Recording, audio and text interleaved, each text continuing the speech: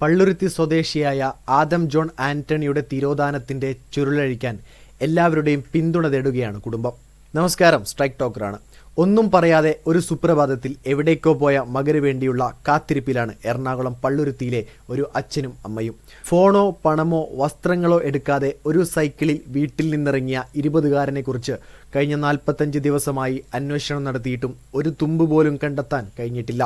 പള്ളുരുത്തി സ്വദേശിയായ ആദം ജോൺ ആന്റണിയുടെ തിരോധാനത്തിന്റെ ചുരുളഴിക്കാൻ എല്ലാവരുടെയും പിന്തുണ തേടുകയാണ് കുടുംബം.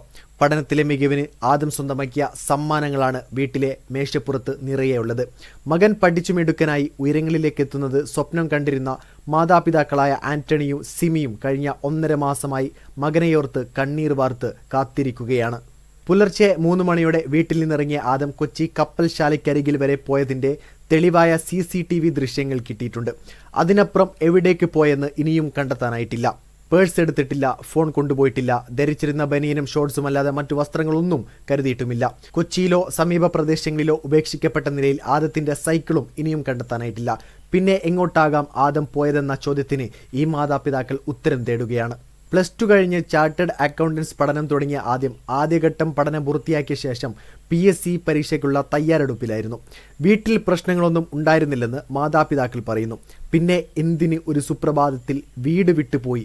എവിടേക്ക് പോയി? കേരളത്തിനകത്തും പുറത്തും വ്യാപകമായ അന്വേഷണം നടത്തിയിട്ടും ആദത്തെക്കുറിച്ച് ഒരു സൂചനയും പള്ളുരുത്തി പോലീസിന് കിട്ടിയിട്ടില്ല. ആദം എവിടേക്ക് പോയി? പോലീസിന്റെ അന്വേഷണത്തിൽ വീഴ്ചയുണ്ടോ? നിങ്ങളുടെ അഭിപ്രായം രേഖപ്പെടുത്തുക. വീഡിയോ ഇഷ്ടമായ ലൈക്ക് ചെയ്യുക. കൂടുതൽ വീഡിയോസുകൾക്കായി ഈ ചാനലിലൂടെ തന്നെ സബ്സ്ക്രൈബ് ചെയ്യുക. This is strike talk signing off.